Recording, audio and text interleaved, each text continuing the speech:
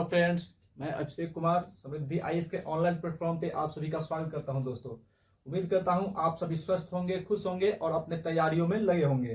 तो दोस्तों, आज का हमारा जो टॉपिक है वो है ह्यूमन सर्कुलेटरी सिस्टम, यानी कि मानव का परिसंचरण तंत्र।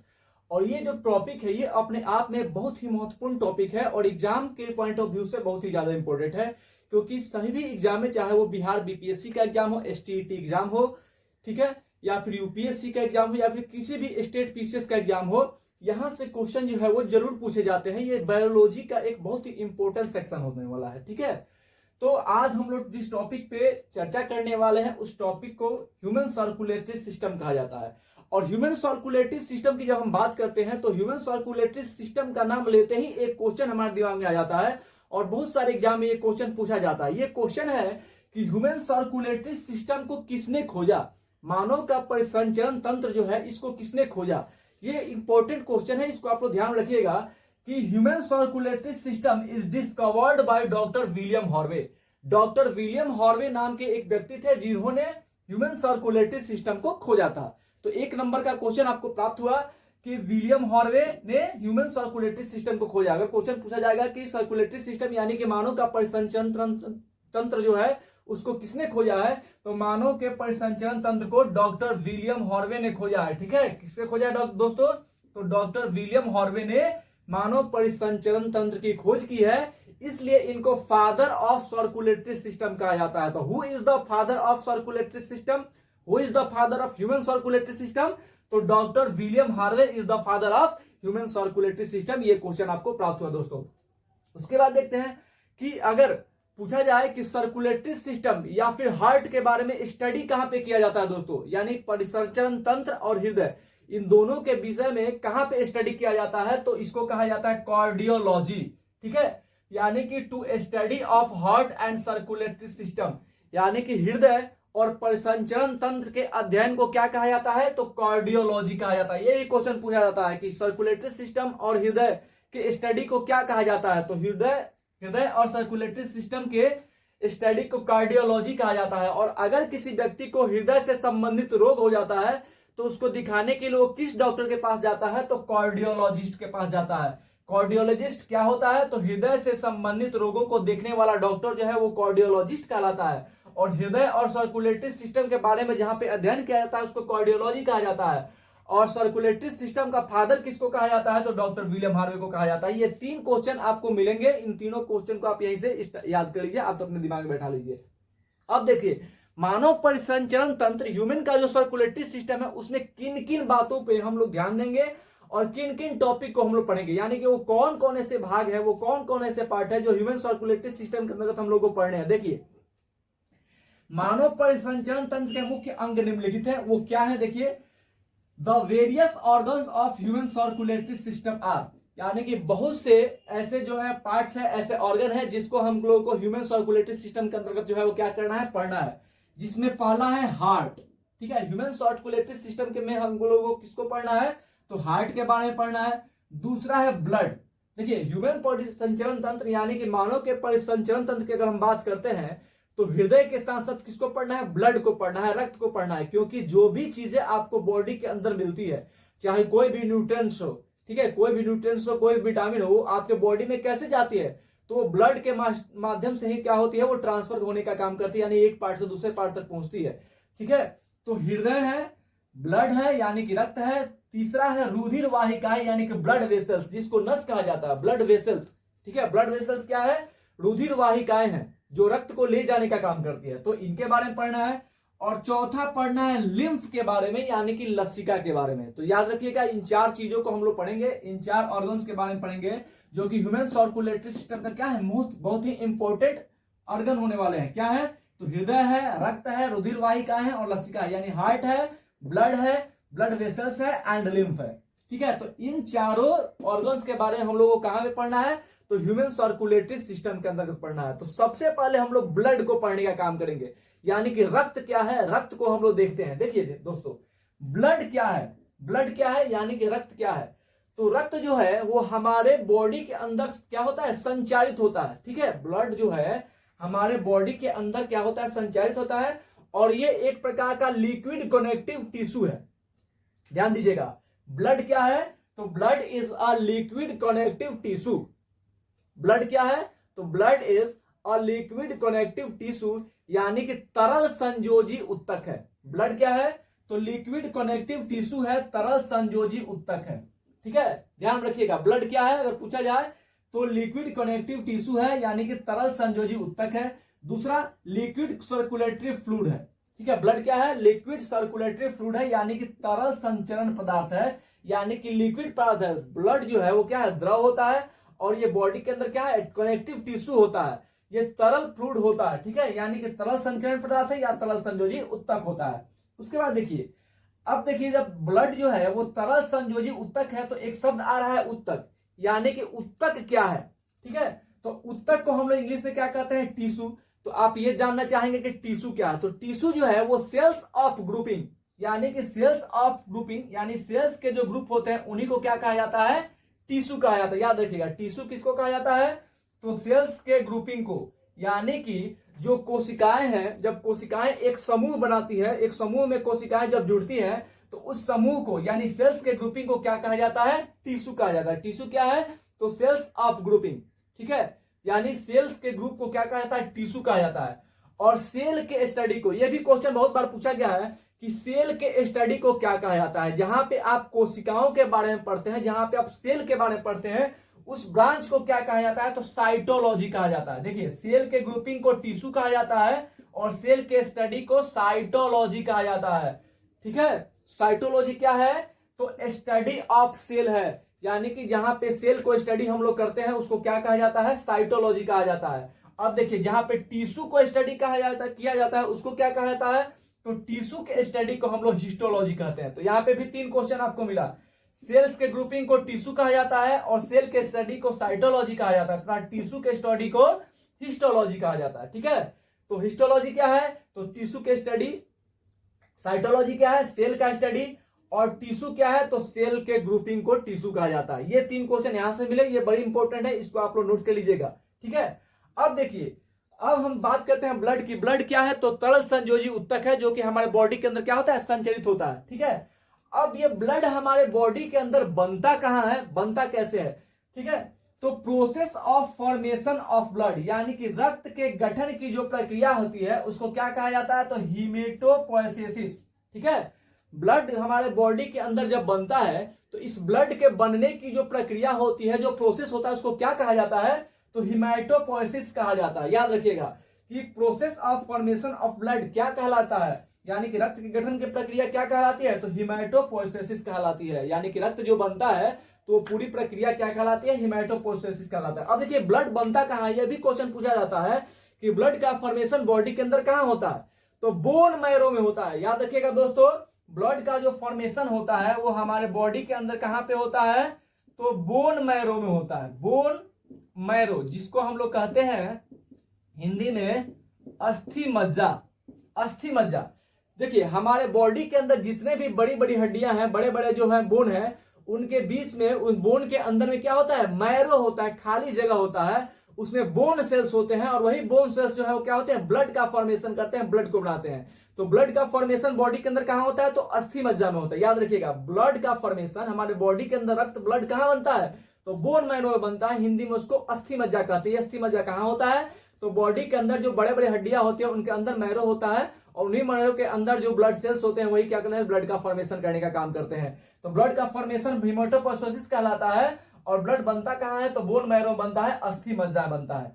अब देखिए, ब्लड के जो है, ब्लड के कितने कंपोनेंट होते हैं? तो ब्लड के बहुत सारे कंपोनेंट होते हैं, जिसमें आप प्लाज्मा को देखेंगे। ब्लड के जो कंपोनेंट है उसमें आप प्लाज्मा को देखेंगे, आरबीसी को देखेंगे, रेड ब्लड कार्पुस्कुल, डब्ल्यूबीसी को देखेंगे, व्हाइट ब्लड कार्पुस्कुल, और आप प्लेटलेट्स को देखेंगे। मुख्य रूप से 4 कंपोनेंट के बारे में हम लोग पढ़ेंगे ब्लड के। किसको हम लोग पढ़ेंगे? तो प्लाज्मा को पढ़ेंगे, आरबीसी को पढ़ेंगे, डब्ल्यूबीसी को पढ़ेंगे और प्लेटलेट्स के बारे में पढ़ेंगे। ठीक है, तो देखिए ब्लड के जो है वो किस तरह से ब्लड के जो है कंपोनेंट है। ये हुआ ब्लड।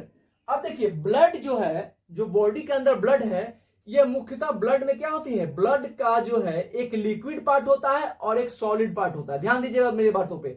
ब्लड के 2 पार्ट, एक लिक्विड पार्ट होता है, तो ब्लड का जो लिक्विड पार्ट होता है यानी कि द्रव अवस्था होता है उसको हम लोग प्लाज्मा कहते हैं। ठीक है, प्लाज्मा क्या है? तो प्लाज्मा जो है वो ब्लड की द्रव अवस्था होती है, लिक्विड पार्ट होता है, और यह पूरे ब्लड का 55% होता है। ध्यान दीजिएगा, ब्लड के दो पार्ट, ठोस और द्रव। तो ब्लड का जो द्रव पार्ट होता है वो क्या होता है, वो प्लाज्मा होता है। ये पूरे बॉडी का 55%, पूरे ब्लड का 55% होता है। और जो सॉलिड पार्ट्स होता है उसको हम लोग क्या कहते हैं, तो ब्लड कार्पुस्कुल कहते हैं, यानी कि रक्त कर्णिकाएं कहते हैं।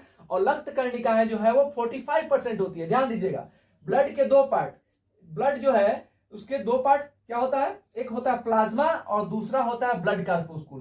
प्लाज्मा जो है वो पूरे ब्लड का 55% होता है, जबकि ब्लड कार्पुस्कुल यानी रक्त कर्णिका जो है वो पूरे ब्लड का 45%, 45% होती है। याद रखिएगा, प्लाज्मा कितना होता है, तो ब्लड का 55% ऑफ ब्लड होता है, यानी कि पूरे ब्लड का 55% होता है, जबकि ब्लड कार्पुस्कुल जो है वो पूरे ब्लड का 45% होता है। ब्लड कार्पुस्कुल क्या होता है, रक्त कर्णिकाएं क्या होती है, तो रक्त कर्णिकाएं जो है वो ब्लड का सॉलिड भाग है। ठीक है, यानी जो ब्लड है, जो रक्त है, उसका सॉलिड भाग यानी कि ठोस भाग जो है वो रक्त कर्णिकाएं होती है। और ये जो ठोस भाग है, ब्लड कर्णिकाएं जो है, रक्त कर्णिकाएं जो है, यह इसी प्लाज्मा के अंदर क्या करती है, फ्लोट करने का काम करती है।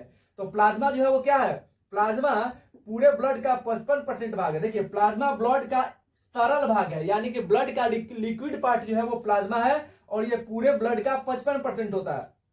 अब देखिए, प्लाज्मा जो है उसमें क्या है, प्लाज्मा में 92%, 92% वाटर होता है, और बाकी जो है पानी, 92% पानी होता है, और बाकी जो है वो प्रोटीन, खनिज और वसा होता है। अब देखिए, प्लाज्मा जो है वो क्या है, तो पूरे ब्लड का 55% जो है वो प्लाज्मा हो गया। अब प्लाज्मा के अंतर्गत 92% जो है वो पानी हो गया, और बाकी जो 8% बचता है, उस 8% के अंतर्गत प्रोटीन होता है, वसा होता है और मिनरल्स होते हैं। ठीक है, तो ब्लड का 55% भाग जो है प्लाज्मा है। प्लाज्मा क्या है, तो ब्लड का तरल भाग है, लिक्विड पार्ट होता है। प्लाज्मा में 92% वाटर होता है, 92% पानी होता है, और बाकी 8% में खनिज, वसा और प्रोटीन होते हैं। और जितने भी ब्लड के अंतर्गत हम लोग जितने भी न्यूट्रिएंट्स लेते हैं, जितने भी पोषक तत्व लेते हैं, और जितने भी ये ब्लड कार्पुस्कुल होते हैं, ये सभी कहां होती है, तो ये सभी प्लाज्मा ही में ही फ्लोट करने का काम करती है, प्लाज्मा में ही ये तैरती है। देखिए, other sales RBC, WBC, platelets float in it, यानी कि जो आरबीसी है, इधर के जो भाग है ब्लड कार्पुस्कुल, ये सभी, और जितने भी आरबीसी हो गए, डब्ल्यूबीसी हो गया, प्लेटलेट्स हो गया, या फिर आपको जो भी न्यूट्रिएंट्स आप भोजन के रूप में लेते हैं, वे सभी ब्लड के जो प्लाज्मा होते हैं उसी में फ्लोट करने का काम करता है। अब देखिए, फाइब्रिनोजेन, बहुत ही इंपॉर्टेंट ये टॉपिक है। Fibrinogen protein help in clotting. अब देखिए, फाइब्रिनोजेन क्या है, तो फाइब्रिनोजेन एक ऐसा प्रोटीन है जो ब्लड को क्लॉट करने का काम करता है। दोस्तों याद रखिएगा, ब्लड क्लॉटिंग में कौन सा प्रोटीन हेल्प करता है, तो fibrinogen. Fibrinogen protein helps in blood clotting.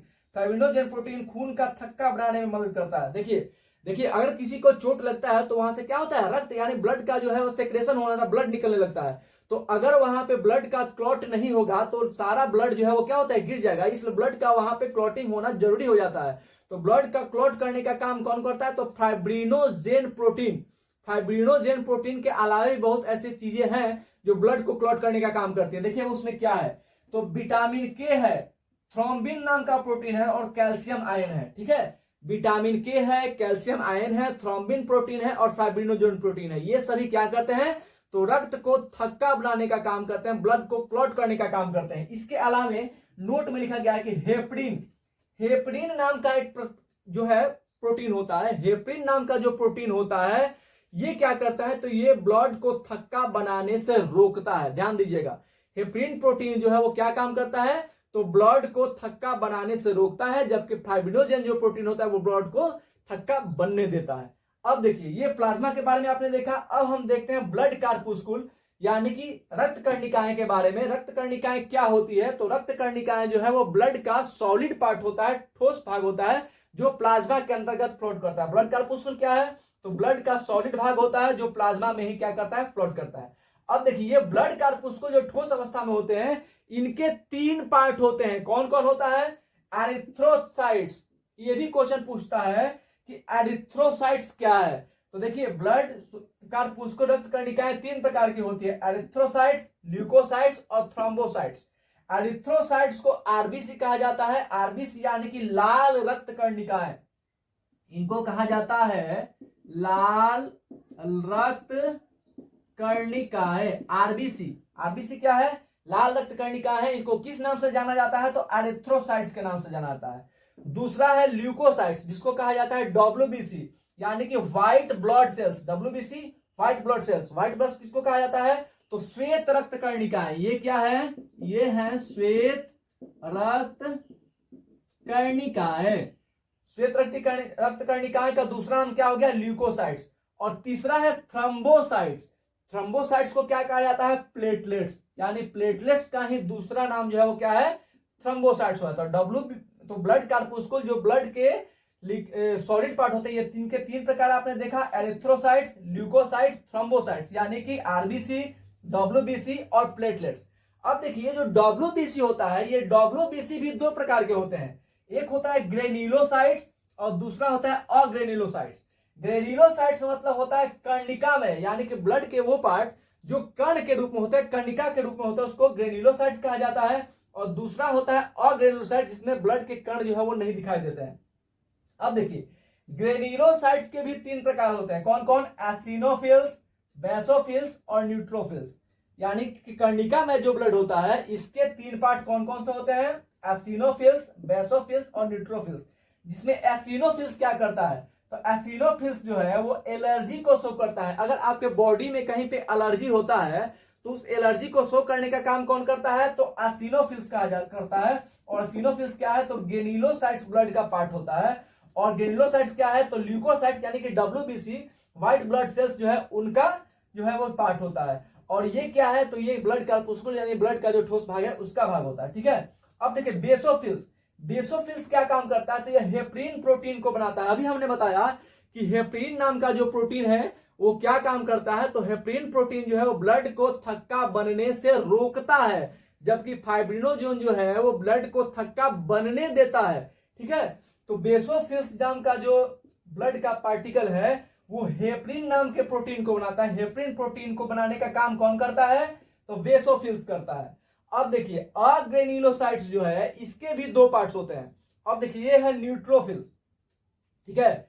तो न्यूट्रोफिल्स कहां बनता है? अगर क्वेश्चन पूछा जाए कि न्यूट्रोफिल्स कहां बनता है, तो बोन मैरो बनता है। जितने भी ब्लड के पार्टिकल है ना, though all are made in bone marrow, यानी कि ब्लड के जितने भी पार्टिकल होते हैं वो सभी जो है बोन मैरो के अंतर्गत ही बनते हैं।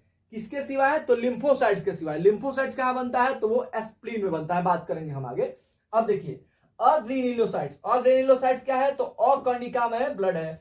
ये भी दो प्रकार का होता है। अग्रेन्युलोसाइट्स दो प्रकार का होता है। कौन कौन?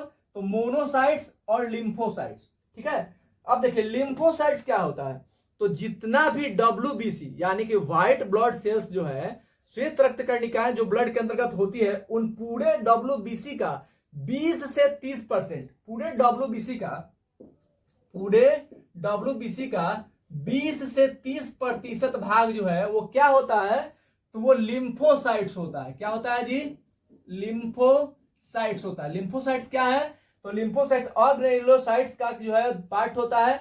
और ये लिम्फोसाइट्स जो है पूरे ब्लड का 20 से 30% होता है। याद रखिएगा, पूरे ब्लड का 20 से 30% जो है वो, सॉरी पूरे ब्लड का नहीं, पूरे डब्ल्यूबीसी का, ब्लड का जो डब्ल्यूबीसी पार्ट होता है उसका 20 से 30% जो क्या होता है? लिम्फोसाइट्स होता है। और लिम्फोसाइट्स का कार्य क्या होता है दोस्तों? तो लिम्फोसाइट्स जो है वो बॉडी के अंतर्गत एंटीबॉडी बनाने का काम करता है। लिम्फोसाइट्स क्या करता है? एंटीबॉडी बनाने का काम करता है। और लिम्फोसाइट्स भी दो प्रकार का होता है। कौन कौन? तो बी लिम्फोसाइट्स और टी लिम्फोसाइट्स। तो ये है ब्लड के पार्टिकल, यानी ब्लड के कितने कितने पार्टिकल हैं, यानी ब्लड के कितने कंपोनेंट हैं। तो ब्लड के कंपोनेंट आपने देखे एरिथ्रोसाइट्स। ब्लड के पहले आपने दो भाग देखे, क्या क्या? प्लाज्मा देखा और ब्लड कार्पुस्कुल देखा। प्लाज्मा क्या है? ब्लड का तरल भाग है, यानी कि लिक्विड पार्ट होता है। और ब्लड कार्पुस्कुल क्या है? वो ब्लड का सॉलिड पार्ट होता है। अब ये ब्लड कार्पुस्कुल तीन प्रकार के होते हैं, एरिथ्रोसाइट्स, ल्यूकोसाइट्स और थ्रोम्बोसाइट्स, यानी कि आरबीसी, डब्ल्यूबीसी और प्लेटलेट्स। और ये जो प्लाज्मा है वो क्या है? ब्लड का कौन सा पार्ट है? तरल भाग है। और ये सारे जितने भी ठोस पार्टिकल है, जितने भी आरबीसी है, डब्ल्यूबीसी है, प्लेटलेट्स है या फिर न्यूट्रिएंट्स है, ये सभी जो है प्लाज्मा के अंतर्गत ही फ्लोट करने का काम करते हैं दोस्तों। तो मैं उम्मीद करता हूं कि ये ह्यूमन सर्कुलेटरी सिस्टम का जो ये पार्ट है, ब्लड को हमने आज आपको बताया, ये आपको समझ में आया होगा। इसके आगे के जो इसके आगे के जो पार्ट्स है, इसके आगे की जो चीजें जिससे कि हार्ट है, ब्लड वेसल्स है, ठीक है, लसिका है, लिम्फ है, इसको हम लोग अगले क्लास में डिस्कस करेंगे दोस्तों। धन्यवाद।